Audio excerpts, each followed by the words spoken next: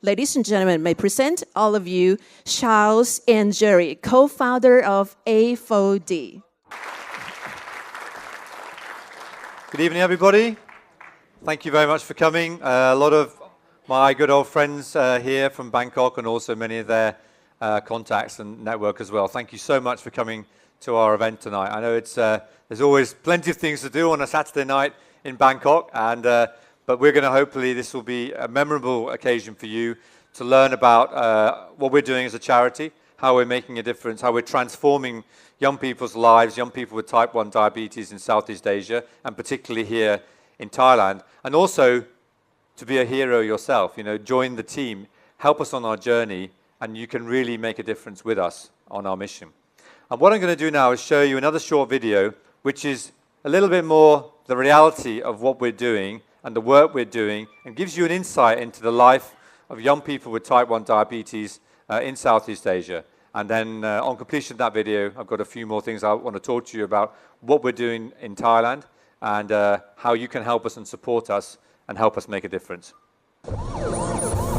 Diabetes is a major global problem. In fact, it's an epidemic. It's estimated that 1 in 10 people suffer from diabetes. And by the year 2040, there'll be 350 million people in Asia alone who suffer from diabetes.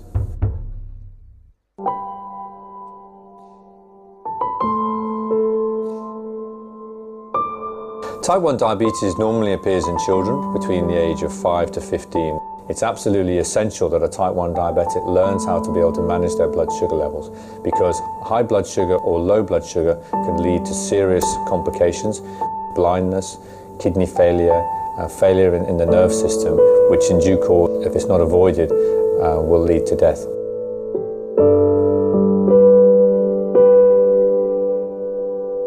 One thing a lot of people don't realize is that type 1 diabetes is a chronic condition. It can never be cured. What you can do though, you can manage it provided you have regular injections of insulin, which is 3 or 4 times a day. You also need to be testing your blood 2, if not 4 times a day with blood tests.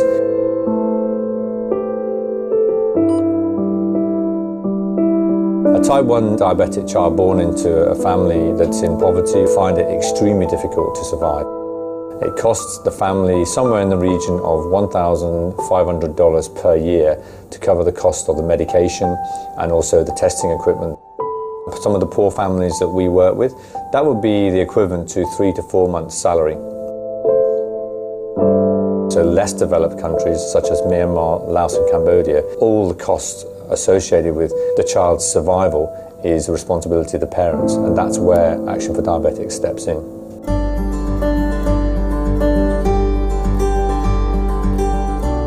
There are a number of important activities that Action4Diabetics are involved in, one of which is providing blood testing and insulin for kids, particularly those in poverty in various of the countries around Southeast Asia. There's another very important aspect, which is the education and support. We help organise weekend-long events called Diabetes Family Camps, where we bring the families and the children together with some of the medical support, and we spend 2 or 3 days going through a whole program of educating them about how to manage their diabetes from the point of view of managing their insulin, their blood testing, diet and exercise. In Action4Diabetics, we believe that everyone with type 1 diabetes deserves the same opportunities in life as any other person. That's why the work that we do is so important, because we're basically both lifting a burden of illness, but we're also helping to lift the burden of poverty. We want to make a difference to others. Our commitment is to help young people with type 1 diabetes transform their lives, achieve their potential, and live life to the full.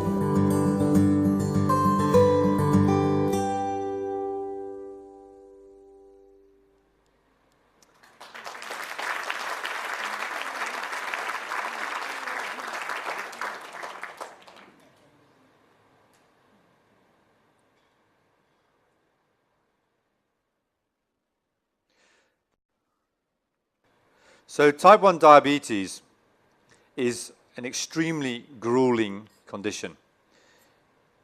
Many of us will have our own children or grandchildren, we'll have brothers and sisters, family members who get ill from time to time. But in many cases, of course, these various conditions can be cured and life goes on. But if you're diagnosed with type 1 diabetes, you will never, ever be cured. So it's a burden for the rest of your life. And it's not just a burden for that individual, an enormous burden physically, psychologically, but imagine the impact on a family when one of your children has an incurable condition. On top of that, for those of us, certainly from the Western world, we often will take for granted that the medication and the supplies and the support and the education and the access to nurses and doctors and other professionals is for free. I mean, you pay your taxes and you get a free healthcare. But it's not the case in many of the countries in Southeast Asia. The systems vary, and in fact, Thailand has one of the more advanced systems in Southeast Asia, but still, a significant part of the cost burden comes from the pocket of the family. So we have decided then to focus particularly on the young folk, but also those who are from less well-to-do families who frankly just can't afford to keep their children alive. And the condition and the impact of the condition, such as blindness or kidney failure, can't be reversed. So once a child starts getting these symptoms or these conditions of type 1 diabetes, those illnesses themselves are irreversible. So because of that, and also because of my long-term friendship since the age of 18 with Jerry, we decided we'd do something about it, and we set up Action4Diabetics. Our vision is that by the year 2020, we have at least 400 young people on our program across Southeast Asia, and we expect it to be more than that. And we were rolling out across different countries. We started in Myanmar and Thailand and Laos. This year, actually, next week, I'm going to Vietnam with Jerry. We're going to kick the program off in northern Vietnam, and we expect to have it active in 9 countries by the year 2020. So there are some particular fundamentals I'd just like to share with you about the management of type 1 diabetes. It's not too technical, don't worry, you don't have to be a scientist. I'm not. But the first one is insulin. Without insulin, you die. Until about 1920, there was no insulin. No one figured out how to cure people with type 1 diabetes, and they all died. But nowadays, it's available, provided you can, if your health system provides it or you can afford it. But you have to inject between 2 and 6 times a day, depending on the regime. That's what it looks like. So imagine that's your young child or a member of your family, and they have to learn to self-inject themselves maybe between 60 to 150 times a month, which could come into even up towards 1,000 in a year. And they have to learn to do that. Just imagine that. I mean, the challenges we non-diabetics face on a day-to-day basis, but on top of that, you have this. And you also are testing your blood very regularly, which means taking pinpricks of blood and testing, you saw on the video from Jerry. Pretty daunting stuff and painful. So there's the insulin requirement, blood testing I mentioned, exercise is key, very much part of what we communicate. Of course, Jerry is a tremendous example of that. I mean, he is a super, super fit guy, despite the fact he's got type 1 diabetes, and it's an amazing example and a role model to others. Diet and nutrition is key as well. Basically eating a relatively low carbohydrate diet, which is not so easy with some of the things that are available and kids want to eat. Diabetes education is key for the child themselves, but also, of course, and it's obvious to say, but if the family don't understand it, the child has no chance whatsoever. So you can't just inject them and then everything becomes magically better. It's an enormous burden on the family psychologically and financially. And so these would be the 6 fundamental aspects for survival with type 1 diabetes. So I'm just going to tell you briefly about some of the programs that we've established here in Thailand and also in some of the other countries to give you a feel about the work that we do.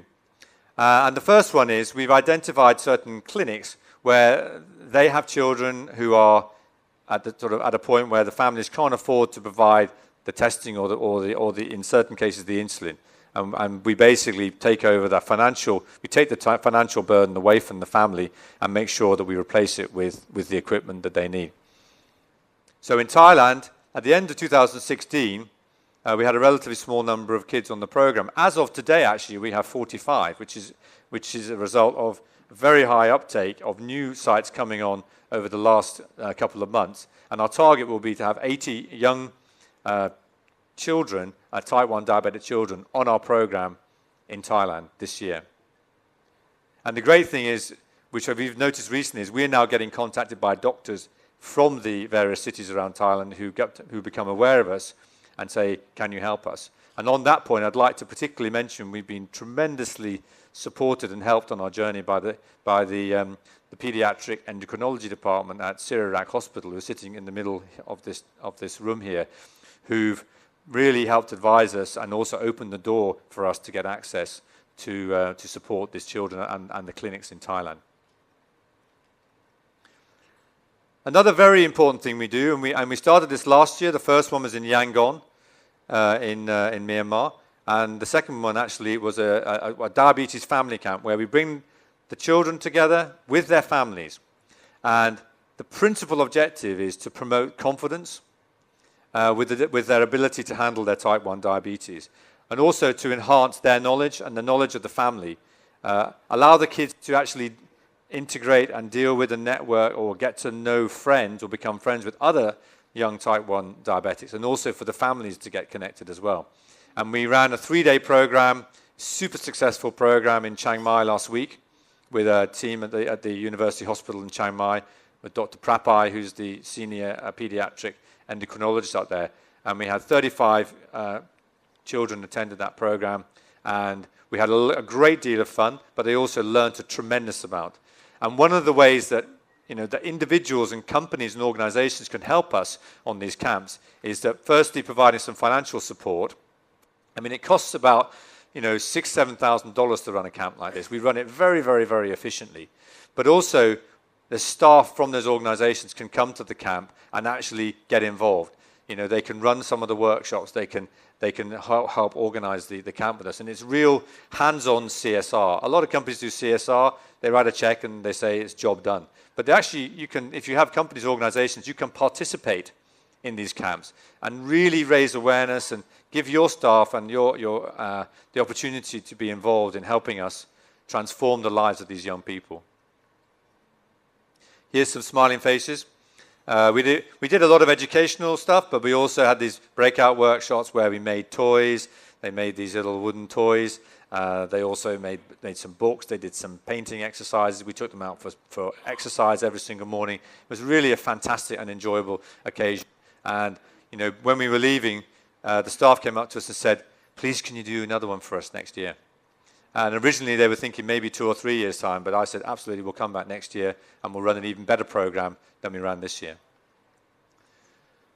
Another activity we've started and initiated here in Thailand, we did the first here in Thailand, was a personal development workshop, and we were supported in that exercise by a local Thai company called MPO. And the objective of the workshop was based, the name of the workshop was Unlocking Your Personal Potential. So we brought these young people, young adults together, and really helped go through a workshop process to really get them to think about what are their aspirations in life, what does it take to be successful, what are your goals, and then come up with an action plan about how they can actually move forward in their life. And not just talking about their insulin management and their blood testing, but really talking and dealing with them as a human being to try and develop their skills and potential. And our idea with this program is to develop it more in Thailand particularly, and to get at least 60 young people doing this program this year in Thailand. But we want to train some of the most enthusiastic young type 1 diabetics on a train-the-trainer concept, so they can go to other parts of the country and also train other young type 1s. So basically set up a whole system where type 1 diabetics are helping type 1 diabetics to basically fulfill their potential in life. And as far as we know, this is a pretty unique program, which we've not seen or read or heard of anybody doing it, certainly in Asia, and I'm not even aware of such a program in countries like the UK, where I'm from. We had tremendous feedback, actually. The sort of satisfaction rate on this program, because we measure everything we do, was between about 85 and 90% of people saying it was absolutely excellent. So we were really pleased, but we also think we can do better next time. Because Jerry and I are never satisfied. We always think we can do better. A third program we are just initiating now, and we're delighted to hear the ambassador's very kind offer that the embassy will actually will join us on this program. It's going to be sponsored to a child, where an individual child can be sponsored by an individual person, by an organization, and we've also got commitment from Harrow School, Harrow International School, to start off with 2 young kids in the second quarter of this year, and we're just in the process of identifying those young people. This provides the funding for that individual child, but also we will look for opportunities how that partner can do some things with the child as well. You know, can they, I mean, for instance, with the school, it's ideal. They can go and join some activities with the school and expose them beyond their life. One of the boys on the program we're putting on lives in an orphanage in Bangkok.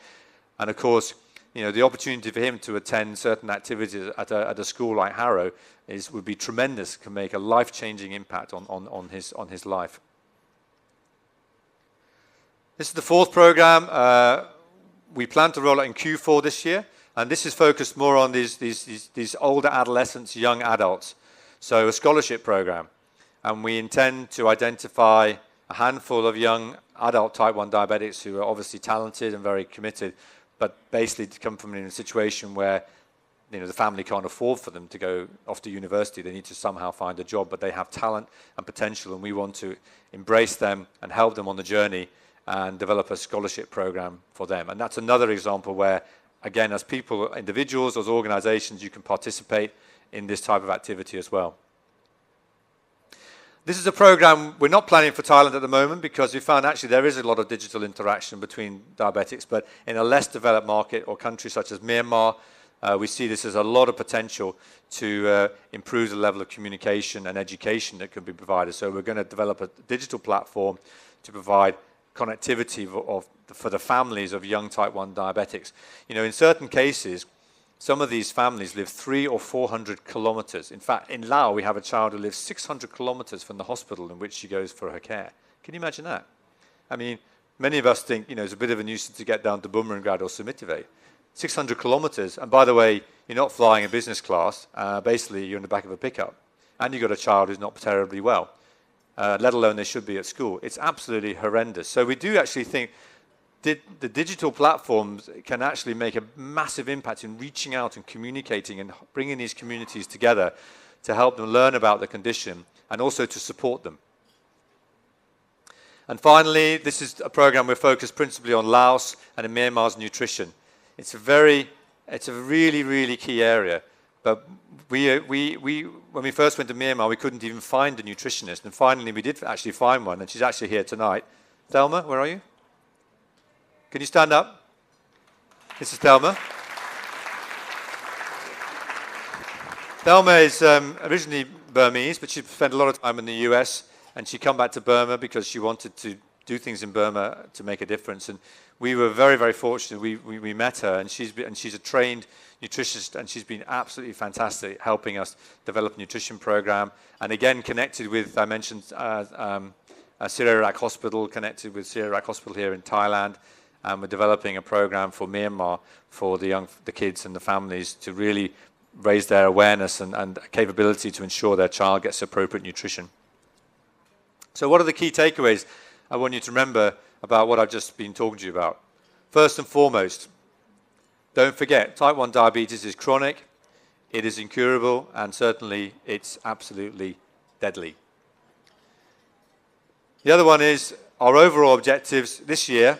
In simple words, we want to double the size of our program in Thailand. 80 kids on the blood testing program, at least 6 children on the type 1, on the individual support program. We want to train at least 60 young adults on the workshop program to develop their overall skills and capabilities. Get 4 young adults on the scholarship program, and we'll run one diabetes camp. We've already done that diabetes camp, so we would probably do another one, hopefully in November this year, in another location in Thailand. The other thing I want you to remember, or want to be aware of, which I didn't mention yet, is that to run this program in Thailand costs us 2 million baht this year. And I would also point out that at the moment, because not 100% of everything that's donated to Action for Diabetics is spent on the specific programs, on the medical supplies. The management, i.e. myself and Jerry, and we have one lady called Fiona, who's our regional manager, that's all covered by the founders and by people who specifically donate to cover her costs. But everything that you raise tonight, or we raise tonight, every single penny, 100% of it, is spent directly on the program. Not 1 cent, not 1 baht is taken out in any form of management or administrative costs. I think that's pretty unique. And finally, you'll be reminded of this a lot tonight, but just in case if you just happen to forget, I mean, I thought repetition is always a good point. Our objective tonight is to raise 1 million. And I think it's very achievable, and I think I'd like to already set a stretch target. My ex-colleagues from DKSH know it's a technique. It tends to work. But let's go for the million, and then when we get there, we'll see how much further we can get. And but I'm very confident. We've got a lot of fantastic prizes out there, and I think all the raffle tickets have been sold already.